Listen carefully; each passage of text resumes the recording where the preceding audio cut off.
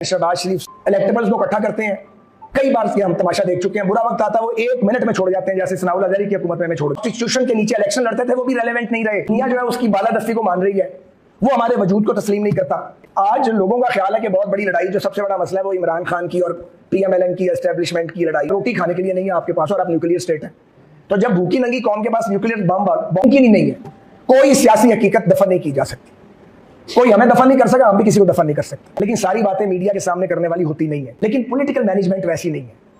मैं यहाँ बहुत कम बात कर रहा हूँ, इससे 10-20 गुना ज्यादा बात मैं अपनी क़यादत के साथ करता हूँ। इसमें मेरी पार्टी भी शामिल है। ये बहुत खौफनाक सूरत हाल है। अस्सलाम वालेकुम नाज़रीन इकराम, आज साद रफीक ने मुस्लिम लीग नून और ख़ास तौर पर वज़ीर-ए-आज़म शहबाज शरीफ की और अपनी पार्टी की आंखें खोल के रख दी और वाज़ेह बता दिया कि ये मुल्क में क्या हो रहा है। एक मुल्क जिसके पास एटम बम पे, उसके बावजूद अगर इस तरह बेकारी रहेंगे तो लोग हमें किन नज़रों से देखेंगे, दुनिया में किस नज़रों से देखेगी।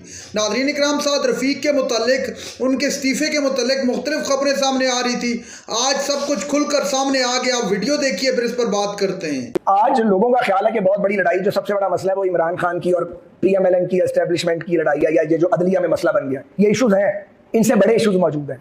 बलूचिस्तान वो वॉल्केनो बन गया है, आतिशफशा बन गया बलूचिस्तान। उस पर वो सोच विचार नहीं की जा रही है, उस पर सर जोड़ के नहीं बैठा जा रहा है। वहां पे अब मैंने पहले भी ये कहा है कि जो कौम परस्त लीडर कॉन्स्टिट्यूशन के नीचे इलेक्शन लड़ते थे, वो भी रेलेवेंट नहीं रहे। वहां वो फोर्सेस रेलेवेंट हो रही हैं जिनको रेलेवेंट होना ही नहीं चाहिए था। खैबर पख्तूनख्वा, वहां पे वो कुव्वतें दौर पकड़ रही हैं जो आईने पाकिस्तान को कभी जिन्होंने तस्लीम ही नहीं किया। ये बहुत खौफनाक सूरत हाल है। सो मेरी बात से बहुत से लोगों को इख्तिलाफ है, उनका हक है।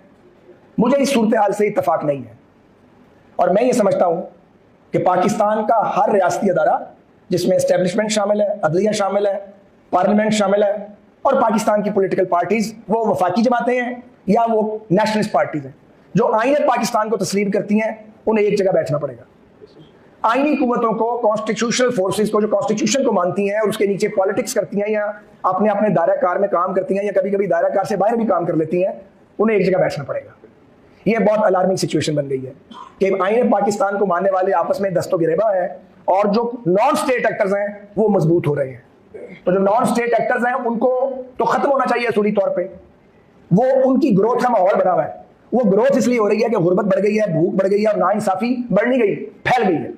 तो जब नाइंसाफी फैल जाएगी माशरे में तो नॉन स्टेट एक्टर मजबूत होंगे, वो नौजवानों को वर्गलाएंगे। कोई देखिए ना, बलूचिस्तान में तो बाकायदा एक मुसल्ला अलहदगी की तहरीक जो है वो चल रही है और अब उन्होंने अपने आगे एक अपना सॉफ्ट फेस लगा दिया है और लोग वहां जाकर उनकी बात को सुनते हैं और पाकिस्तान के बाहर से उन्हें ऑपरेट किया जा रहा है। तो ये बहुत अलार्मिंग सिचुएशन नहीं है? तो मैं पाकिस्तान की सारी वफाकी सियासी जमातों से पूछता हूं कि वो बलूचिस्तान में पॉलिटिक्स क्यों नहीं करती। इसमें मेरी पार्टी भी शामिल है, PTI भी शामिल है, पीपल्स पार्टी भी शामिल है, जिनकी वहां हुकूमत है, मगर नीचे जमातें ग्राउंड पर मौजूद नहीं है। इलेक्टेबल्स को इकट्ठा करते हैं। कई बार हम तमाशा देख चुके हैं। बुरा वक्त आता है वो 1 मिनट में छोड़ जाते हैं, जैसे सनाउल अजहरी की हुकूमत में छोड़ गए थे। तो जो पहले छोड़ गए थे वो आइंदा क्या करेंगे? तो ये तजर्बा हमने कितनी बार करना है और ये गलती कितनी बार दोहराई जाएगी? और पाकिस्तान की पॉलिटिकल पार्टीज अपने आप को ग्रास रूट लेवल पे ऑर्गेनाइज क्यों नहीं करती? एक रुकावट है, मार्शल लॉ लगते हैं और वो सियासी जमातों को तोड़ते हैं, या नकाबपोश मार्शल लॉ आते हैं, वो पाकिस्तान की पॉलिटिकल कल्चर को पोल्यूट करते हैं। लेकिन जब जमाना अमन आता है, हमें 10-10 साल अमन के मिलते हैं, तब भी हम काम नहीं करते और इंतजार करते रहते हैं कि अगली मुसीबत कब आएगी। फिर वो आ जाती है और फिर लड़ा नहीं जाता, फिर तितर बितर हो जाते हैं। ये हर जमात के साथ हुआ है। तो हमने सबक ही नहीं सीखा। इसी तरह जो अदलिया के हालात हैं वो नगुफ्ता बे हो गए हैं।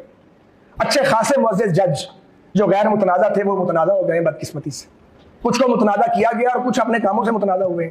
अच्छा खासा आदमी होता है, उसे ना जाने क्या होता है कि उसके बाद वो एक ऐसे रास्ते पे चल पड़ता है। तो ये पाकिस्तान के जो अदारे हैं इनको भी सोचना होगा। खुद एहतसाबी के अमल से कोई गुजरने को तैयार नहीं है, कोई अपनी गलती मानने को तैयार नहीं है, कोई नरमी करने के लिए तैयार नहीं है। अगर स्कोर सेटल करने हैं भाई, तो ये पाकिस्तान, देखिए पाकिस्तान स्कोर सेटल करने का मुतमिल हो नहीं सकता। उसकी वजह है, उसकी वजह हमारा जोग्राफिया है। एक तरफ हिंदुस्तान है, 5 गुना बड़ा हमारे से मुल्क है, वो इकोनॉमिक पावर उसकी हमसे मल्टीपल टाइम बढ़ गई है। दुनिया जो है उसकी बालादस्ती को मान रही है, वो हमारे वजूद को तस्लीम नहीं करता। तो वो जो बॉर्डर है वो एक तरह का हॉट बॉर्डर है, किसी वक्त भी कुछ हो सकता है और वो हर वक्त हमारी सलामती पे के खिलाफ वो साजिश हो रही है। फिर आप एक न्यूक्लियर स्टेट है, रोटी खाने के लिए नहीं है आपके पास और आप न्यूक्लियर स्टेट है।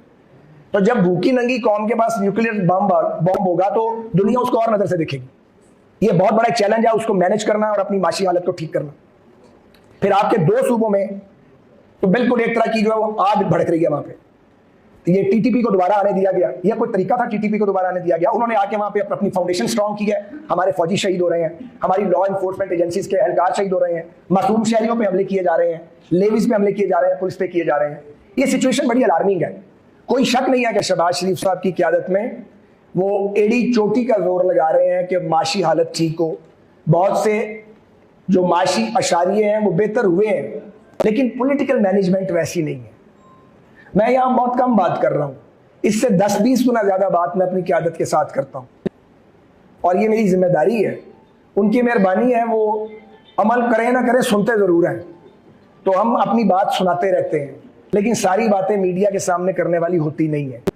तो इस सिचुएशन से हमें निकलना है, और मैं जोर दे के ये कहूंगा, मेरी बात बुरी लगे या अच्छी लगे, कि हर वो सियासी कुव्वत जो आईने पाकिस्तान के नीचे ऑपरेट करती है उसको ये इदराक होना चाहिए, ये मुल्क रहेगा तो आपके हाथ कुछ आएगा। यही पॉलिटिक्स करनी है ना, हवा में मुअल्लक होकर तो ना सियासत होगी, ना अदलिया होगी, ना एस्टेब्लिशमेंट होगी, ये सब कुछ रियासत के साथ है।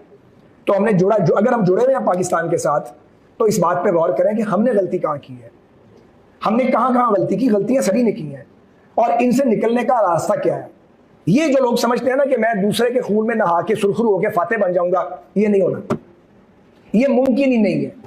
कोई सियासी हकीकत दफन नहीं की जा सकती, कोई हमें दफन नहीं कर सका, हम भी किसी को दफन नहीं कर सकते। सिर्फ हम वक्त जाया करेंगे, एनर्जी जाया करेंगे, और एक मुसीबत मजीद अपने गले डाल देंगे। सो अगर नॉन स्टेट एक्टर से बचना है, अगर पाकिस्तान के खिलाफ, न्यूक्लियर पाकिस्तान के खिलाफ बैरूनी साजिशों से बचना है, फिर पाकिस्तान में जो कुव्वतें आइन पर भरोसा रखती हैं या आइन को मानती हैं, उनको किसी ना किसी हवाले से कॉमन पॉइंट्स के ऊपर इकट्ठे होना पड़ेगा। और ये मौजूदा जमहूरी निज़ाम जो हमें दिया गया है, इसके अंदर भी कुछ इंडिजिनस चेंजेस करनी पड़ेंगी, क्योंकि ये भी एक अहम मौजू है कि ये जो अरबपतियों और करोड़पतियों की जमहूरियत है, ये पाकिस्तान को इसने रीपे नहीं किया।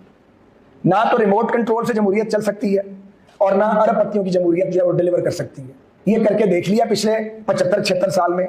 मार्शल लॉ भी फेल हुए हैं, सेमी मार्शल लॉ भी कामयाब नहीं हुए, और जो ये जमहूरियत है, अमीर आदमी की जमहूरियत, ये भी वो नताइज नहीं दे सकी जो नताइज मिलने चाहिए थे। नाज़रीन इकराम, आपने वीडियो देखी। ख्वाजा साद रफीक ने आज मुस्लिम लीग नून और तमाम पार्टियों की आंखें खोल के रखते ही KPK, बलूचिस्तान, तमाम हवालों से बात की साद रफीक ने, और कहा कि एक मुल्क एटमी ताकत होने के बावजूद भी दुनिया उसको किन नज़रों से देख रही है। मुल्क आज कहाँ खड़ा है, हमारी इकॉनमी तबाह होकर रहेगी है। अपनी हुकूमत को भी आड़े हाथों लिया और कहा कि हमारी हुकूमत भी इसमें मुकम्मल तौर पर शामिल है। साद रफीक का मजीद कहना था कि अगर यही हालात रहे तो अवाम हमें गिरबान से पकड़ने में वक्त नहीं लगाएगी।